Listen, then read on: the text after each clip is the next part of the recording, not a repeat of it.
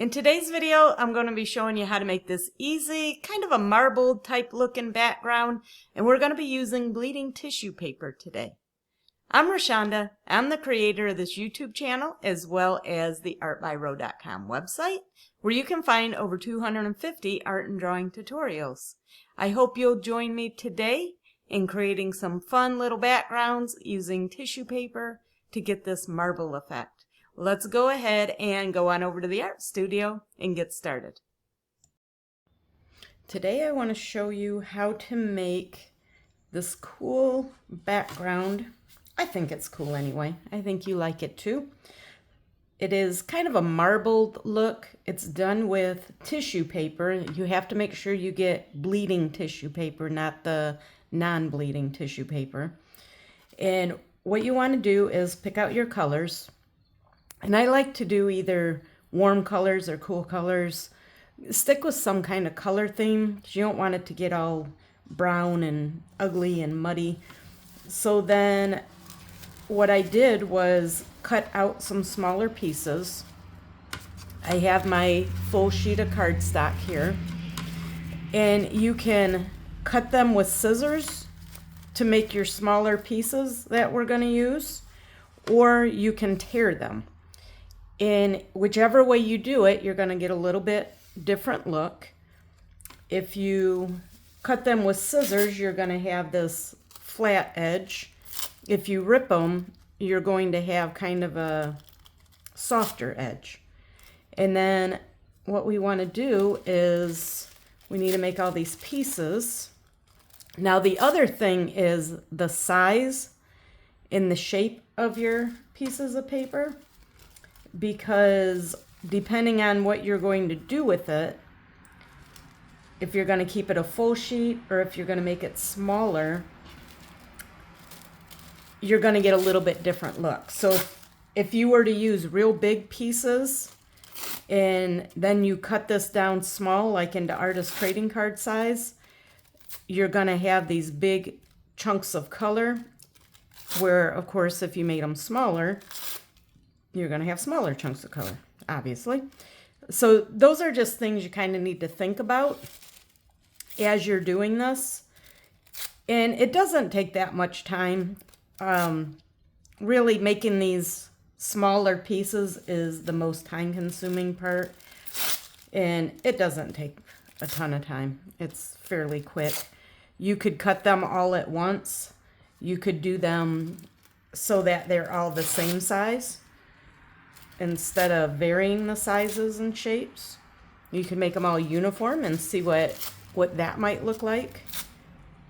And I have some dark orange, I have some lighter orange. This is what came in the pack of paper that I bought.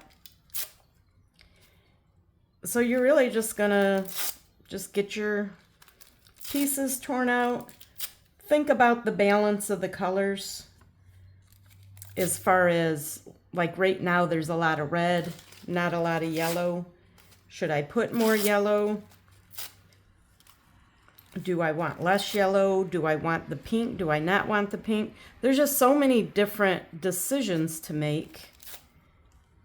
And each of these decisions is going to change the final look of your drawing, at least by a little bit anyway. You can do this with blues, you can do it with green, you could do it with a rainbow of colors. And then the other thing you need to consider is that when you get these wet and the colors start bleeding, they're going to mix. So if you have red and yellow next to each other, it's going to make some kind of an orange color. Depending on how much water there is. And you don't want to oversaturate your paper. You don't want your paper being a soggy mess, but you need enough water so that the colors will bleed. So it's kind of a little bit of a balancing act. So this is almost ready. You can do this as you go, or you can rip them all up ahead of time. The paper's going to stay wet for a little bit, so you do have time to do this while you're working so you can kind of see how the colors are going together and where you might need more of a color or less of a color. So what I usually do is I will either cut or tear a bunch of pieces. That one's kind of wrinkled. I'll cut or tear a bunch of pieces, kind of lay them out like this, just for quantity more than anything, just to see if I have enough. And you can always do more if you need to. And then kind of get an idea of the size of the pieces. Do the sizes look okay? I'll end up cutting this down into artist trading cards, so I don't want the pieces too big.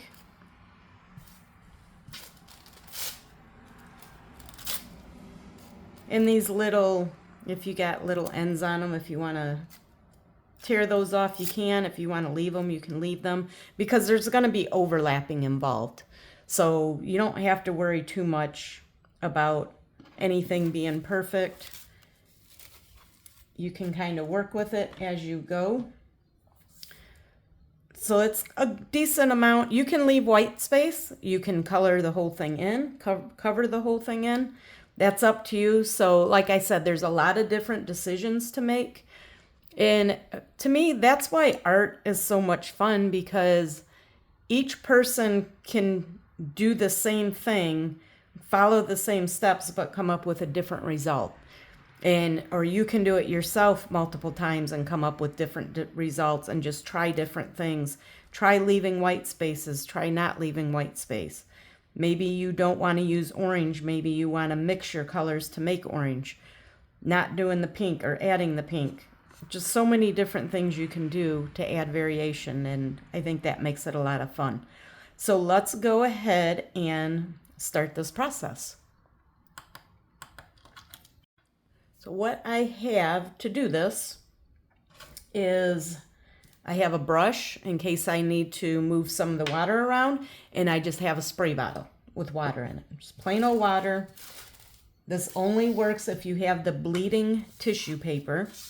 If you have non-bleeding tissue paper, which typically is what you want if you're using tissue paper for like packaging, like a gift or something, you would want probably the non-bleeding, because if it got wet, the colors are going to get on whatever's in the gift bag.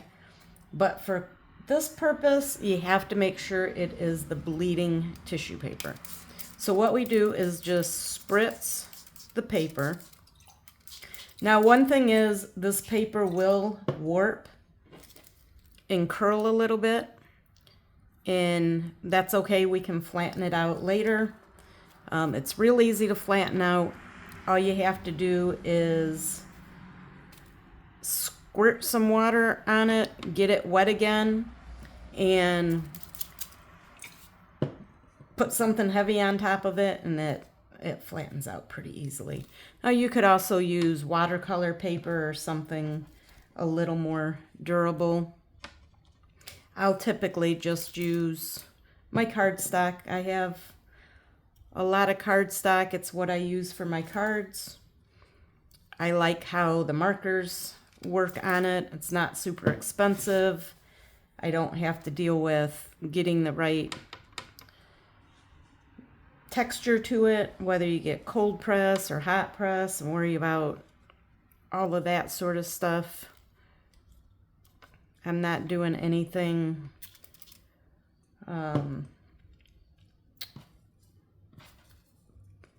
super, like, I don't know, I'm just a hobby artist, so I'm not trying to sell my artwork or anything that I gotta be overly particular about.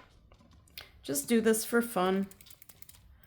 So I'm just gonna keep working the same way, looking at how the colors are. You don't have to worry too much about how they overlap unless you're trying to make like maybe a specific type of pattern or something. If you're trying to get a certain look from how your colors are blocked in,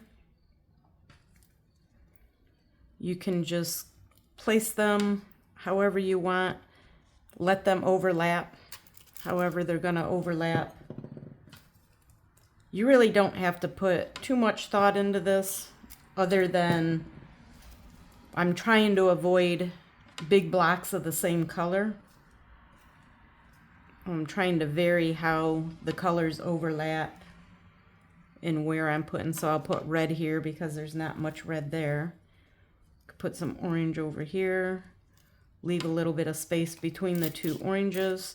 Now you can do this with a brush in a cup of water if you want. That would work too. I feel like the squirt bottle for me is the easiest. And you can work fast, you can work slow. But this does make a really cool looking marble effect that I enjoy trying to come up with ideas of things that I can put over top of it and do some drawings and use it as my backgrounds. So I'm going to go ahead and speed this up and get this finished, and I will be back with you when that's done. All right, so I have the whole thing covered. So now what we have to do is just wait until this dries. And once it's dry, this paper will just peel right off real easy. You want to give it time to bleed. Here's one that's, so you can see the color transfers through on the paper. So once this gets all dried up, these papers will just peel right off real easy. They'll kind of just fall off on their own for the most part. So we'll just take those off, and then I'll show you what the finished product look like. Okay, so here it is. It's all dry. These are completely dry now. This sat all day. And what I realized when I started pulling these off, and they flake off real easily. You can just scrape them right off into the garbage.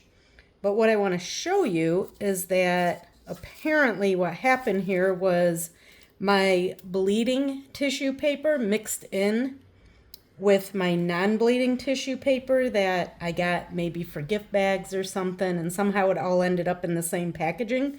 So this area here where it's white, that is from, some of these are non-bleeding tissue paper.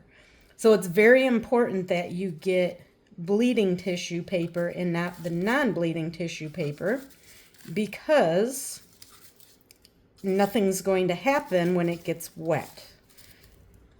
So it's very important that you do make sure you get the bleeding tissue paper.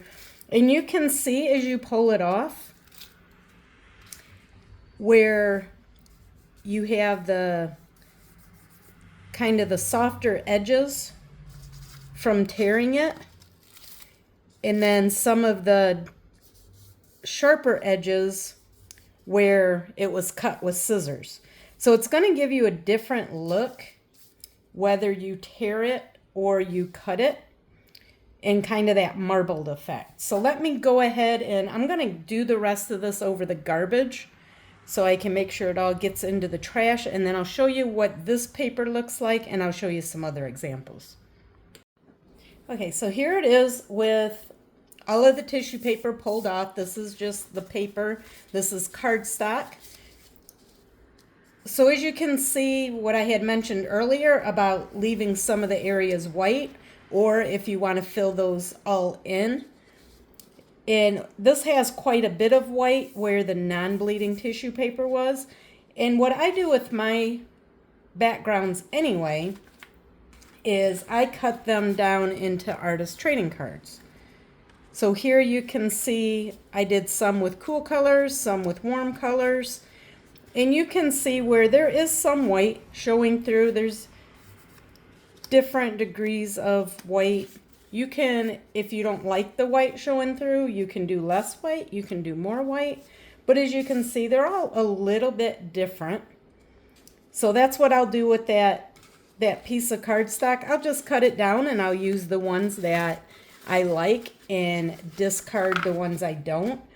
And then I also want to show you some examples of some of the cards that I made from these backgrounds.